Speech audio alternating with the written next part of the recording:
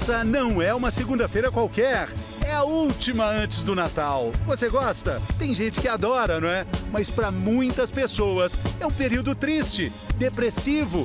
A Bernadette, por exemplo, passou por isso. Eu passei muito tempo da minha vida sem perceber as cores, sem perceber flores. Tudo era mesmo em tons de cinza, era preto e branco. Mas ela conseguiu se tratar, deu a volta por cima. Onde estava tudo isso durante esse tempo? Está tudo aqui, ao seu alcance. O psiquiatra Wagner Gataz vai te ajudar.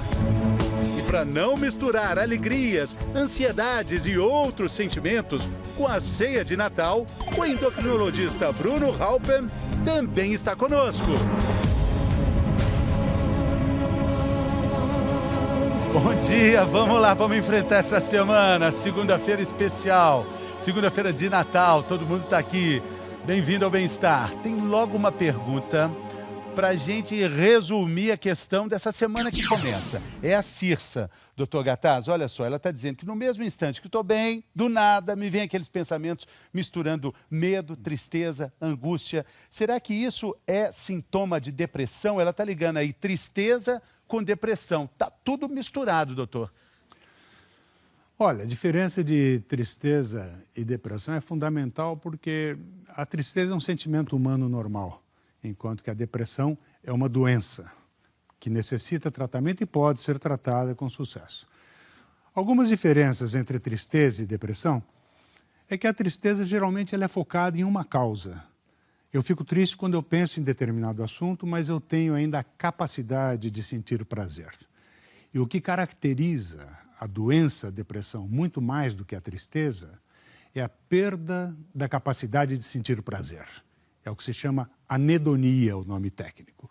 A pessoa não consegue mais vibrar com as coisas. A pessoa diz, eu tenho uma família ótima, uma ótima situação, mas eu não consigo vibrar e sentir prazer com isto. A anedonia é um dos diferenciais entre tristeza e depressão. Parece que a Cirsa, então, não tem exatamente depressão. Tem alguns momentos de tristeza, né? Tem mais uma pergunta, antes da gente passar para o Dr. Bruno Halpern. Gostaria de saber por que quando chega essa época de fim de ano fico muito deprimida, só tenho vontade de chorar, não vejo a hora de passar logo essa época. Ela representa o sentimento de muitas pessoas que não gostam desse período do ano, doutor. Muitas vezes a tristeza no fim do ano está associada com um sentimento de solidão. Esta é a época do ano em que a família se junta para festejar Natal, Ano Novo, e, portanto, aqueles que não têm esta possibilidade de se juntar com a família vão sentir de uma forma muito mais marcante a solidão. E solidão, inevitavelmente, é a causa de muita tristeza de fim de ano. Agora, aí a gente fala de depressão e fala da relação que isso tem, doutor Bruno Halpern, com o excesso de peso, né? Principalmente nessa época do ano. É um prato cheio, literalmente, para a gente afogar as mágoas, doutor. Na verdade, existem vários tipos de depressão, né? Existe uma depressão clássica, inclusive, que a pessoa emagrece muito quando está deprimida, que ela perde a vontade de comer, perde o interesse por uma série de coisas. Mas também existem depressões que levam a um ganho de peso, em que a pessoa coloca todas as frustrações em cima da alimentação, acaba comendo mais. Inclusive, é muito importante para nós endocrinologistas, quando a gente avalia um paciente, perceber se não tem um sintoma depressivo. Porque se tiver depressão, vai ser muito mais difícil fazer um tratamento para perder peso. A gente vai ter que tratar essa depressão antes, para que a pessoa tenha motivação para entrar numa dieta, num exercício e tudo mais. Então, e nessa época do ano, como nós estamos falando, é muito fácil, né? Bom, é uma época de muita comida, é uma época de muita fartura. Então, como está tudo ruim, então eu vou jogar na comida e vou comer. E esse é um problema muito sério que a gente tem que tomar cuidado. Pois é, a gente vai falar sobre isso. A gente tem dicas para a gente escapar das armadilhas do prato cheio nessa época do ano. A gente tem uma pergunta hoje para te fazer que pode ser o início de um diagnóstico que precisa ser investigado. Olha só a pergunta da nossa tela interativa hoje. Você deixou de ter prazer em alguma atividade que você gostava muito de fazer? Isso acontece com você? Responde para a gente, g1.com.br/bem-estar. Depois a gente vai falar de outros sintomas que podem indicar depressão. Porque é um problema que é também um problema de economia. São 700 milhões de pessoas no mundo que sofrem de depressão. É a doença que mais rouba anos saudáveis dos brasileiros. Isso sem perceber. Os anos vão caindo, escapando, saindo pela vida. A gente vai entender mais sobre isso na reportagem da Ana Carolina Ferreira. Uma das doenças que mais causam prejuízos à saúde e à economia é a depressão. Ela é, entre todas as doenças físicas e mentais, a maior causa de incapacidade em pessoas com idades entre 15 e 45 anos. As doenças mentais que causam algum tipo de medo, pânico ou depressão geram um custo mundial de 30 trilhões de reais. Mas a maior parte desse dinheiro não vai para o tratamento dessas doenças, e sim para pagar os prejuízos causados pelas faltas dos funcionários e pela queda na produtividade. Foi o que aconteceu com a Bernadette 12 anos atrás. As mudanças de comportamento começaram a afetar a rotina do trabalho como engenheira civil. Eu estava me sentindo muito mal, o meu raciocínio muito lentificado, sem concentração, sem atenção. Mas ela achou que era cansaço. Então eu resolvi parar, resolvi ficar em casa por um mês, mais ou menos, achando que estivesse estressada. E tiraria umas férias, viajaria e depois poderia voltar a trabalhar. Não adiantou. A autoestima foi embora totalmente. Eu achava que, nossa, sou um fracasso da natureza, nem deveria ter nascido. E aí eu comecei a perceber também uma tristeza muito grande. Tudo perdeu a cor. Eu passei muito tempo da minha vida sem perceber as cores, sem perceber flores. Tudo era mesmo em tons de cinza, era preto e branco.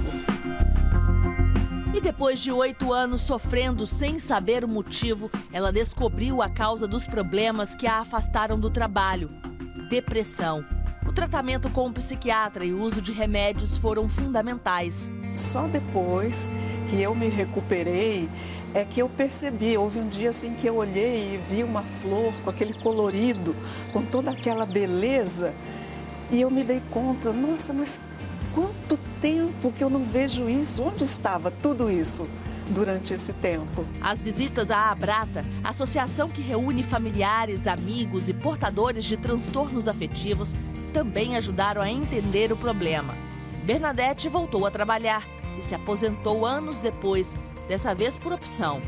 Hoje é voluntária da mesma instituição que a ajudou a vencer a depressão.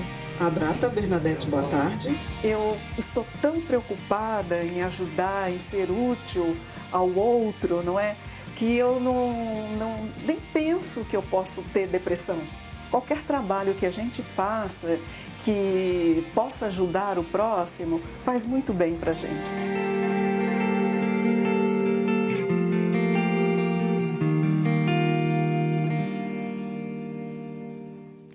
Muito bem, Bernadette. Olha só, vamos saber o que acontece no Brasil e no mundo, começando essa semana, fazendo contato com a redação do G1, hora do G1 em 1 minuto.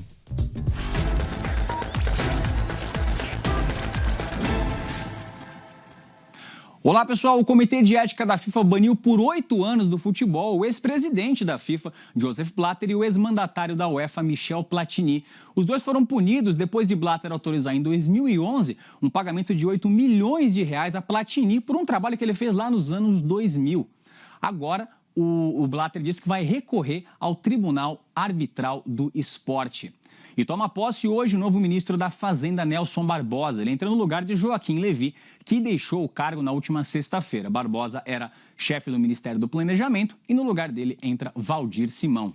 E teve polêmica no concurso de Miss Universo. O apresentador do programa deu o título para a candidata errada. Ele falou que a vencedora da candidata da Colômbia, ela ficou super feliz, recebeu a faixa, recebeu a coroa. E depois ele voltou e falou que não, que leu o nome errado e que a verdadeira Miss Universo era a filipina Pia Wurtzbach, que então recebeu a faixa e a coroa de Miss Universo. Que confusão, hein, Fernando? Isso, agora tenho certeza que se o Bottini estivesse falando no ponto do apresentador, ele não iria errar. Ele ia entregar para mim certa. Já pensou, você fala assim, você ganhou na loteria. Não, não ganhou não, quem ganhou foi o Cauê. Desculpa, eu enganei. Tá bom, Cauê. Obrigado, hein? Um abraço. Tchau. Boa semana para você. Boa Imagina, a Miss, que cara ela ficou, né? Bom, tem uma pergunta da Juliana, dúvida dela, tá aqui, vamos ver. A Juliana está dizendo, tenho depressão leve e um quadro de ansiedade. Vale mesmo a pena tomar antidepressivos em caso de depressão leve? Olha, vamos falar do remédio para depressão. Esses remédios, tarja preta, tarja vermelha, quando eles são indicados, qual é o efeito dele no nosso organismo? Olha os remédios aí. A gente vai falar sobre isso daqui a pouquinho. Estamos esperando daqui a pouco, depois do intervalo.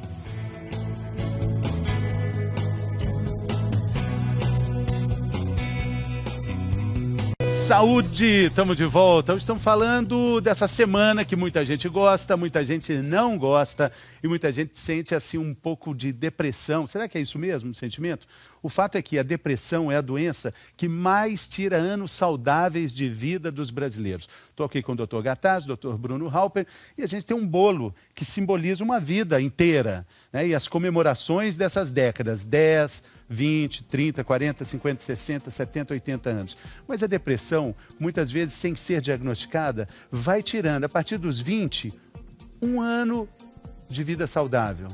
Depois, mais um, depois dos 30. Estou falando da somatória de todo esse período depressivo. E mais um aqui, entre os 40 e 50, mais um também, depois dos 50, mais uma depressão aqui, mais um ano.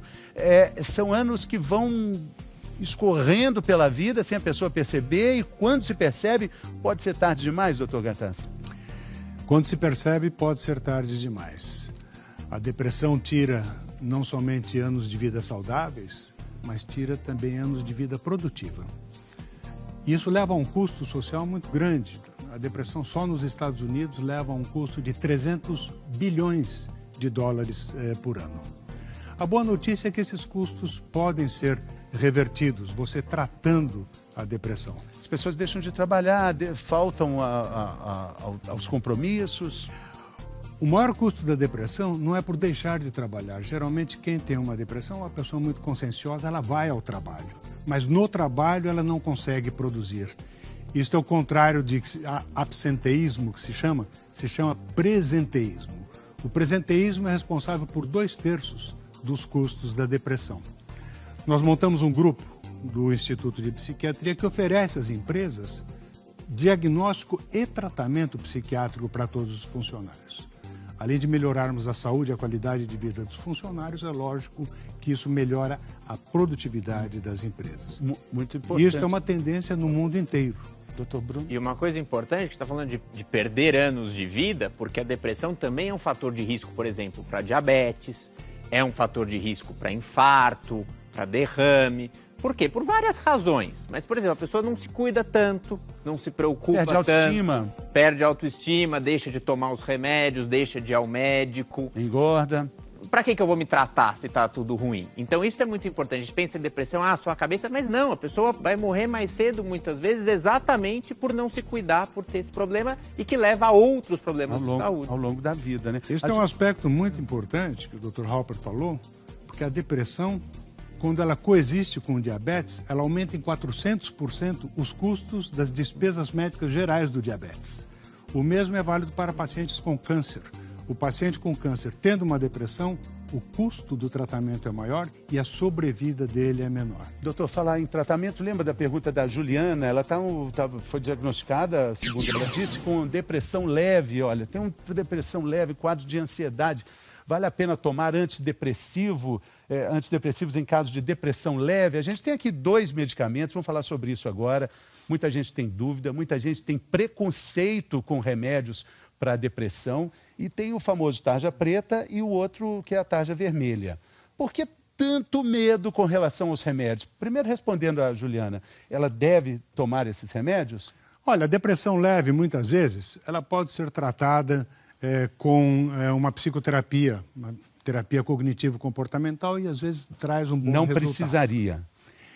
A questão é o que é melhor para o paciente. O antidepressivo são medicamentos seguros e medicamentos eficazes. Existe, de fato, como você disse, um preconceito contra eles que não existe em toda a medicina. Não é? Muitas vezes o paciente vem, ele faz o tratamento, 3 meses depois ele está melhor, aí ele vem no consultório, doutor, estou bem melhor, agora eu tenho que me livrar desse remédio. Olha, doutor, talvez a pessoa pensa dessa forma. Eu vou mostrar aqui o que está escrito na tarja preta do remédio calmante. Está escrito o seguinte: o uso abusivo desse medicamento pode causar dependência. Talvez seja exatamente por isso que o paciente chega, doutor, eu não quero ficar dependente desse remédio. Então, o que significa ficar dependente? O que ocorre é que, muitas vezes, interrompendo o tratamento, voltam os sintomas. Então, o paciente fala, estou dependente. Imagine-se um diabético que toma a sua insulina, o doutor Alper está aqui, e a gente fala, olha, esse cara é viciado em insulina. Ninguém vai falar isso. Ele está dependente de insulina. Ou então alguém que toma remédio para pressão alta. A mesma coisa, não é? Com a depressão, em alguns casos, é necessário, sim, tomar o medicamento para o resto da vida para viver sem depressão. Eu digo sempre, o importante é viver sem depressão e não sem remédio. Agora, alguns remédios engordam, doutor Bruno?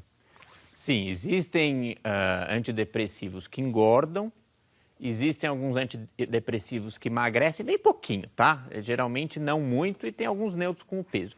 Isso é importante também porque é muito comum a pessoa ganhar peso, uma medicação e nem saber que aquela medicação... Doutor Bruno, só interrompendo, porque tem uma pergunta da Sueli que é exatamente sobre isso, aí só completa a explicação. Eu gostaria de saber se antidepressivos prejudicam, além de engordar, que é a pergunta que eu fiz, prejudicam o fígado.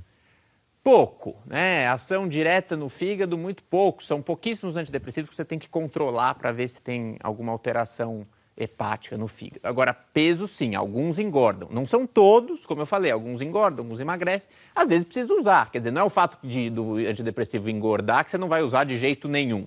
Você precisa ver se você tem a indicação clínica. Mas, por exemplo, às vezes você quer emagrecer e você está usando um antidepressivo que engorda, você tem algumas possibilidades. Primeiro, saber disso, porque às vezes, não consigo emagrecer, que coisa chata, isso ou aquilo. E, bom, enfim, não, você está usando uma medicação que ajuda no ganho de peso, faz você comer mais doces.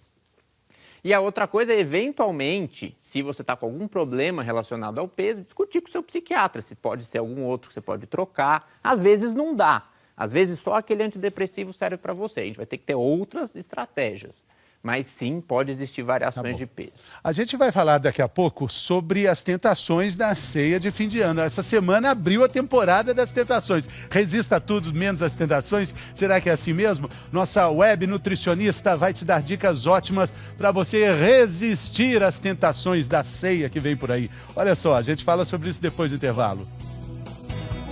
Mesmo tem que acontecer na véspera de Natal, que é o dia 24, e no almoço do dia 25. Até lá, dá para cuidar um pouquinho.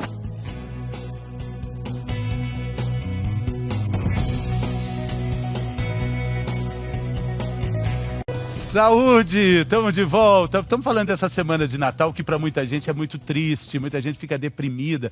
E olha, mais do que deprimida, essas pessoas, algumas pessoas pensam em acabar com tudo.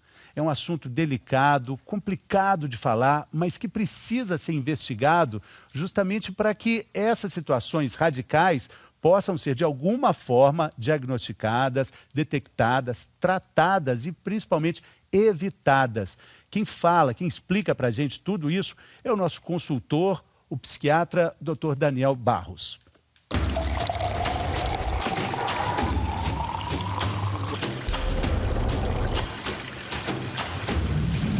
É como um copo de água que vai enchendo, enchendo.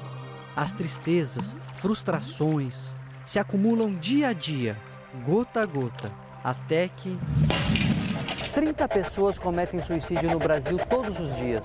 O país ocupa o 8º lugar em número de casos. O Bem-Estar vai mostrar agora 5 fatos que precisam ser vistos com muito cuidado se quisermos evitar que esse número aumente. Fato número 1. A maioria dos suicídios é causada por transtornos mentais. Mais de 90% dos das pessoas que se matam, né, tem algum transtorno mental. E a maioria dos casos envolvem ou depressão, ou transtorno bipolar, que são os transtornos de humor, né, e problemas de drogas. Fato número 2. Os jovens das grandes cidades são um dos grupos mais vulneráveis ao suicídio. Existe a possibilidade de que seja um acesso maior às drogas, né? Então, os jovens adolescentes estão sendo estimulados a usar álcool, né, muito cedo, né? Existe essa propaganda ideológica de se estimular o uso de maconha como algo que não é problemático, mas na verdade é problemático porque aumenta o risco de suicídio. Fato número 3. Pensar em suicídio é um sinal de alerta para buscar ajuda. E se alguém que você conhece falar em suicídio, leve a sério. Ajude essa pessoa a buscar socorro. Então, nessas horas dá para ser tratado, dá para ter ajuda de um médico, de uma equipe de saúde, né, para poder buscar essa melhora. Não deixar o potencial suicida sozinho é o fato número 4 da nossa reportagem. Existe um mito de que quem quer fazer, faz, mas não fala. Mas, na verdade, a maioria das pessoas que tenta suicídio antes falou com alguém. A maioria não fala explicitamente. Assim, a maioria acaba dando dicas, né? E falando frases indiretas, assim, não aguento mais, assim, quero sumir, assim, desse jeito não dá. Então, frases mostrando que ele já está no limite. O Ricardo, de 40 anos, lembra que a tristeza profunda começou 20 anos atrás. Ele evitava estar com muita gente, se afastou da família e passou a sofrer uma dor emocional que ele não sabia de onde vinha. E que realmente chegou um episódio até de tentativa, até de suicídio, né? O tempo passou e a ideia de tirar a própria vida ficou para trás. Até que 8 anos atrás, a tristeza que o atormentava na juventude voltou. E os pensamentos de que era preciso acabar com tudo também. Só que dessa vez eu agi um pouco diferente. Dessa vez, com a ajuda da minha família, eu acabei encontrando um profissional, um psiquiatra. E esse psiquiatra, cuidando, chegou ao diagnóstico, né, de transtorno bipolar. E com esse diagnóstico as coisas passaram a ter um caminho diferente. Eu passei a tomar uma medicação, fiz terapias, né? Está ouvindo esse toque? CVV, bom dia. O som, que indica um pedido de ajuda, tem a ver com o fato número 5 da reportagem. O trabalho de ONGs como o CVV, Centro de Valorização da Vida, pode fazer toda a diferença na preservação da vida. Por ano, chega a 1 milhão o número de atendimentos em todo o Brasil. Como nós oferecemos o anonimato, a pessoa que nos liga, ela tem a oportunidade de extravasar aquele momento de angústia aguda, né? Nós não substituímos terapia, tratamentos, nada. Naquele momento a gente acolhe a pessoa que muitas vezes nos liga e fica às vezes 5, 10 minutos chorando só. Em épocas como o fim de ano, as tristezas, angústias e a solidão fazem com que o número de ligações para o CVV aumente em 20%. Basta uma única gota para que o copo cheio transborde. E uma simples gota que caia, ela pode... E derrama muita coisa quando derrama, né? Nós funcionamos como um pronto-socorro emocional. Então, às vezes, a pessoa, ela não tem para quem ligar. O Ricardo também resolveu ajudar quem passou pelos mesmos problemas que ele.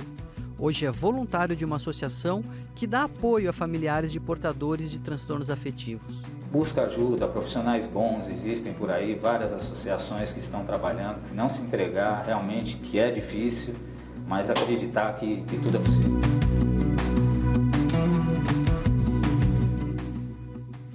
Então, mais uma vez, a informação continua sendo um eficiente e poderoso remédio, né? O Dr. Gattas estava explicando para a gente que os nossos neurônios, a gente tem naturalmente capacidades e eles precisam funcionar dessa forma, como se fossem caixas de correio prontas para receber ótimas notícias, boas novidades nessa época de Natal. Olha só, a caixa está aberta, ela pode abrir, receber várias coisas boas, votos de felicidade, pode retribuir tudo isso. Mas num caso de depressão, olha como fica a caixa de correio, olha como é que ficam os dispositivos que recebem tudo isso, completamente fechados. É mais ou menos assim que uma pessoa deprimida, Dr. Gattas, se sente, não tem como chegar notícia. A falta da capacidade de sentir prazer nas coisas significa quase que um bloqueio para notícias boas, como esse exemplo muito bom que você está usando aí. Então, o que o tratamento faz é exatamente abrir de novo esta possibilidade de receber e sentir notícias boas. Exatamente, receber e sentir notícias boas. Uma delas é que essa segunda-feira é especial. No fim da semana tem a ceia, 24 para 25. E aí, vai resistir tudo isso? Vai enfiar o pé na jaca? Não precisa fazer tanta extravagância, como explica pra gente agora a nossa web nutricionista Tininha. Olha as dicas dela.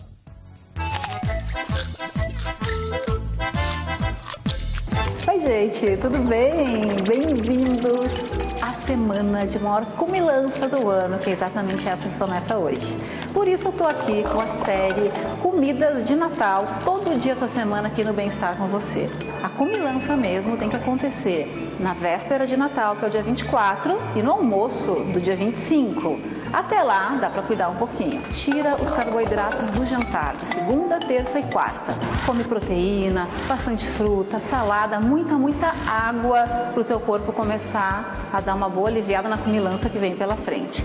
Outra coisa, faz uma caminhada, dá uma circulada. Se você estiver de férias ou então com uma horinha de folga, começa a mexer o corpo, porque a comilança que vem por aí é grande e normalmente quando a gente come muito, dá uma baqueada, a gente fica meio molenga. E para curtir as festas sem sentir mal, vale essa dica também. Tá legal? Outra coisa bem bacana é você comer uma refeição do dia um pouquinho mais solta, por exemplo, café da manhã com aquilo que você gosta, o almoço come uma coisinha mais leve e no jantar essa dica de só proteína com salada, tá? Amanhã tem mais dica aqui no Bem-Estar, não perde. Um beijo, tchau! Beijo, Tininha. Então, essa semana toda cheia de dicas de atenção para essa semana tão faraônica, tão exagerada, né, doutor Bruno? Mas se ao contrário você está sem energia, é preciso investigar. A gente já falou de depressão, já falou de problemas mentais que podem ser também causa dessa falta de energia, mas existem outros, doutor Bruno? Outros problemas? Está sem energia? Investigue o quê? Sempre quando a gente pensa em depressão, a gente tem que pensar se não existem outras causas associadas, né? Então, por exemplo, uma vitamina B12 baixa é uma causa de alteração de memória, que às vezes a gente confunde com depressão muitas vezes. E o que pode dar B12 baixa? Tem um monte de remédio que diminui nosso nível de B12, né? Como aqueles remédios para gastrite, como, por exemplo, metformina, que é um remédio para diabetes. Então a gente tem que pensar nisso e é um exame fácil, é só dosar. Tireoide, né? Tireoide às vezes é a vilã também. Todo mundo acha que quando ganha peso, será que a tireoide não tá ruim? A maioria das vezes não tem nada a ver com isso, mas a gente tem que lembrar sempre da tireoide quando a pessoa tá mais cansada, não tá com vontade de fazer nada, tá com sintomas de depressão. Também exame simples, o exame que chama TSH, muitas vezes ajuda e resolve pra gente saber se é realmente a causa ou não. E aqui tem o açúcar no sangue. Eu falei, lembra, a gente estava comentando que depressão é um risco para diabetes descompensado, mas também diabetes é um risco para depressão. Glicemias mais altas podem gerar alterações que levam à depressão e principalmente em pessoas mais velhinhas. Às vezes o que acontece é que a glicemia cai porque você usa um remédio para diabetes que cai a glicemia e a pessoa fica um pouco perdida, meio parada, e é porque a glicemia está baixa. Então também é muito importante a gente lembrar disso, principalmente nos velhinhos. Existem outras causas, mas essas aqui são fáceis de se diagnosticar. Sim. No exame de sangue, tudo isso pode ser diagnosticado. Exatamente. E investigado. Doutor Bruno, muito obrigado pela presença. Doutor Gattaz, muito obrigado também. Uma ótima semana para vocês. Gente, muito obrigado. Amanhã tem mais. Fique agora com o encontro com a Fátima Bernardes. Olha, o Natal tá só começando, hein? Amanhã estamos de volta. Saúde!